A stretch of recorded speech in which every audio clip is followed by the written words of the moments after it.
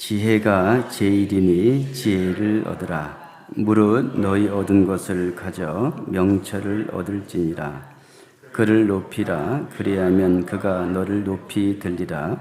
만일 그를 품으면 그가 너를 영화롭게 하리라.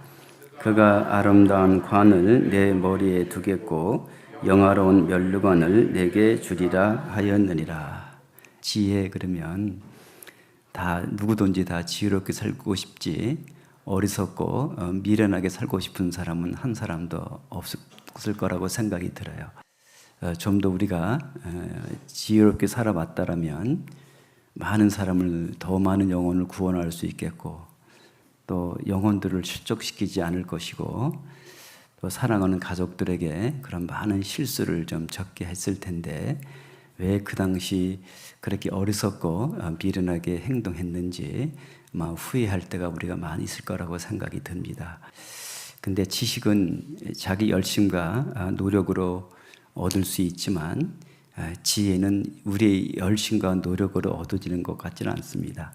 왜냐하면 또 어떻게 보기에는 많이 알수록 또 어느 땐 실수가 더 많을 수도 있고, 또 많을수록 사람이 교만할 수가 있고, 그래서 참 지혜는 사람의 의지와 노력으로 오는 것이 아니라 지혜는 하나님께로부터 온다고 생각이 들어요. 그래서 성경에 보면 여러 가지 지혜가 많이 있습니다. 사람도, 세상 사람도 참 지혜로운 사람들이 많이 있고, 또 마귀가 얼마나 또 지혜롭습니까? 마귀는 사람을 쓰러뜨리는데 아주 지혜롭습니다. 아마 지금은 마지막 때는 마귀가 얼마나 지혜로운지 요즘은 말씀을 한두 번 들어도 깨닫지 못하잖아요. 근데 성경에서 말하는 지혜는 이런 사람의 사는 지혜도 아니고 마귀의 지혜도 아니고 하나님께서 주시는 지혜가 분명히 있습니다. 하나님은 아무에게나 그 지혜를 주시는 것이 아니라 참으로 구원을 받은 그리스도인들, 또 구원받은 그리스도인들도 간절하게 하나님께 순종하는 사람에게 더 지혜를 주신다고 생각이 들어요. 우리는 성경에 그런 말씀이 있잖아요. 사람은 자기 지혜로 하나님을 알지 못한다 그랬어요. 우리는 세상이 아무리 똑똑하고 아무리 지혜로워도 그 인간이 갖고 있는 지혜와 지식을 갖고서는 하나님을 알 수가 없습니다. 우리는 구원을 받을 때 하나님의 진정한 지혜를 합니다. 그래서 사람이 가장 큰 지혜는 저는 자기 자신을 아는 거라고 생각이 들어요. 그래서 하나님 앞에서 사람이 자기 허물을 안다는 것이 저는 가장 지혜로운 사람이다라고 생각이 들어요. 그래서 성경은 자기 허물을 능히 깨달을 자 누구리요? 나를 허물에서 벗어나게 하소서. 자기 허물을 다 아는 사람이 없습니다. 그래서 사람으로서의 가장 큰 지혜는 자기 연약함과 자기 부족함을 저는 아는 것이라고 생각이 들어요. 그래서 이 성경은 하나님의 지혜이기 때문에, 하나님의 말씀을 통해서 우리 양심을 비춰주는 거울이기 때문에 하나님이 우리가 얼마나 전적으로 타락했는지를 알게 해주십니다. 그래서 로마서 3장 4절 말씀처럼 사람은 다 거짓되다. 오직 참된 분은 하나님 한 분밖에 없다. 참되신 하나님 앞에 섰을 때 우리는 사람이 얼마나 거짓됐는지, 얼마나 부패한지를 우리는 참되신 하나님 앞에 우리 자기 자신을 비춰볼 수 있다고 생각이 들어요. 고린도전서 1장 22절에 보면 유대인은 표적을 구하고 헬라인은 지혜를 찾으나 우리는 십자가에 못 박힌 그리스도를 전하니 유대에게는 꺼리끼는 것이요 이방인에게는 미련한 것이로되 구원받은 우리에게는 하나님의 능력이요 하나님의 지혜니라 그랬어요. 우리는 한 것은 아무것도 없습니다. 우리는 온갖 죄만 짓고 살았던 우리였는데 오직 우리 주님께서 하나님 말씀 앞에서 우리 자신을 발견하게 하시고 바로 그리스도의 십자가의 능력을 믿게 해주신 분입니다. 우리가 한 것은 단 아무것도 없습니다. 단 한 가지, 예수 그리스도의 십자가를 믿은 것밖에 없습니다. 그 믿음 하나 보시고 하나님은 우리에게 하나님의 능력을 경험하게 해주셨습니다. 정말 우리 죄가 영원히 용서해 준 사실을 믿게 해주시고 이젠 우리에게 영원히 천국 갈 수 있는 확실한 믿음을 깨닫게 해주신 분이 바로 주님이셨습니다. 바로 우리를 구원해 주시는 그 지혜의 근원 되신 예수 그리스도는 바로 골로새서 2장 2절과 3절 말씀에 그 안에 모든 지식과 모든 지혜가 감춰 있느니라 그랬어요. 여러분, 인간은 그 무한한 능력과 무한한 지혜를 이해할 수가 없습니다. 단지 우리는 그 무한한 하나님의 능력과 하나님의 지혜를, 하나님을 알면 알수록 그 지혜를 조금씩 알아가는 것이지 그 무한한 지혜를 다 우리는 얻을 수 없는 사람입니다. 지혜가 제일이니 지혜를 구하라. 지혜가 제일이다. 우리가 살아가는데 가장 중요한 것이 있다면 내가 무슨 일을 할 때마다 하나님의 준 지혜로 하나님의 뜻대로 모든 일을 선택하는 것일 거예요. 근데 우리는 그때마다 무슨 일을 할 때마다 선택할 때 하나님의 지혜, 하나님의 뜻대로 선택한 것이 아니라 때로는 내가 하고 싶은 대로 내 마음에 맞는 대로 선택할 때가 너무나 많이 있는 거예요. 그러고 나서 그 후에야 내가 잘못됐다는 걸 알아요. 진정한 지혜는 내 머리에 있는 것이 아니라 내 마음에 있는 것이 아니라 그때마다 선택할 때마다 하나님께서 그것을 하나님의 뜻대로 선택할 수 있는 지혜를 항상 좀 받아야 된다고 생각이 드는 거예요. 그 지혜를 어떻게 올까요? 그 지혜는 성경을 통해서 하나님의 말씀과 기도를 통해서 우리에게 오는 거예요. 그래서 시편 119장 30절에 보면 시편 기자는 항상 이런 기도를 합니다. 하나님, 내가 내 앞에 성실한 길을 택하고 주의 규례를 내 앞에 두었나이다. 항상 말씀 앞에, 자기 앞에 말씀을 두고 어떤 것을 선택할 때마다 내가 하고 싶은 대로, 내가 원하는 대로 선택한 것이 아니라 오직 하나님의 뜻대로, 오직 하나님의 말씀대로 선택하기를 간절히 소원하는 마음이 있는 거예요. 간절히 소원하는 거예요. 원하는 거예요. 하나님은 자기가 소원하고 원하는 사람에게 주시는 지혜가 있는 거예요. 내가 원하지 않는 사람에겐 지혜를 주지 않으실 거예요. 하나님은 간절히 원하는 사람에게 지혜를 주십니다. 그래서 참으로 구원을 받은 그리스도인들에게는 우리 속에 성령님이 와 계셔요. 그 성령은 무슨 성령인지 아십니까? 그게 바로 지혜의 영입니다.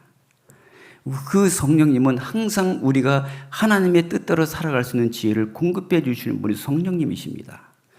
그래서 이사야서 11장 2절에 보면 여호와의 신 그랬어요. 곧 지혜와 총명의 신이다. 지식과 여호와를 경외하는 신이 그 위에 강림하시니 그랬어요.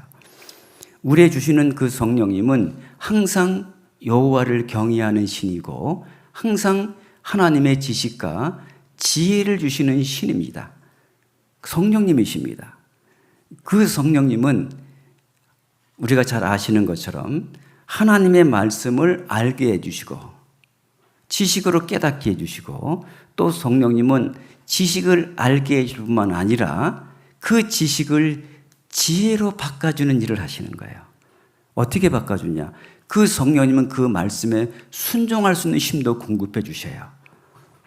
참으로 그 말씀에 순종할 때 우리는 하나님의 지혜를 경험할 수 있다고 생각이 들어요. 순종하지 않으면 우리는 하나님의 지혜가 뭔지 모를 거예요. 그래서 그 순종도 하는 사람이 계속 순종하게 돼 있어요. 순종하는 사람. 불순종도 그것도 습관입니다. 그래서 이스라엘 민족들은 그 어릴 때부터 엘리의 제 제사장 그 두 아들 홈리와 비느하스는 이미 어려서부터 불순종의 습관이 되어 있던 거예요. 커서도 습관이 됩니다. 여러분, 어릴 때부터 순종도 습관이, 커서도 습관이 되는 것이지 습관은, 순종은 하루아침에 이루어지는 것이 아닙니다.